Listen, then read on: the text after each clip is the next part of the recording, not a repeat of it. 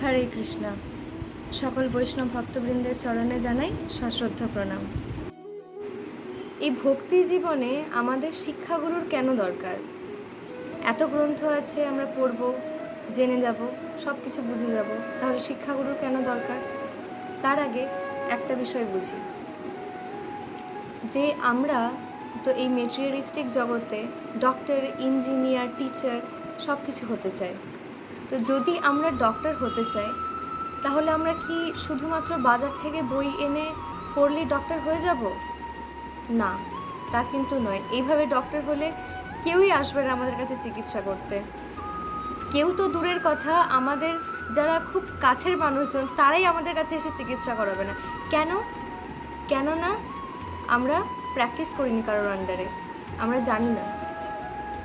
কারোর আন্ডারে প্র্যাকটিস করাটা, কারোর আন্ডারে গিয়ে বোঝাটা খুবই ইম্পর্ট্যান্ট। তাহলে একবার ভেবে দেখুন, আমাদের যে ছায়াপথ, সেই জায়গায় আমাদের পৃথিবী হচ্ছে কি এতটুকু, একটা বিন্দুর মতো কি তাও নয়। সেই পৃথিবীর মধ্যে একটা শহর বা একটা গ্রামে থেকে যখন আমরা শুধুমাত্র কয়েকটা বই পড়ে ডাক্তার হয়ে যেতে পারি না, তার জন্য আমাদের প্র্যাকটিস করতে হয়, আমাদের কারোর আন্ডারে থেকে শিখতে হয়।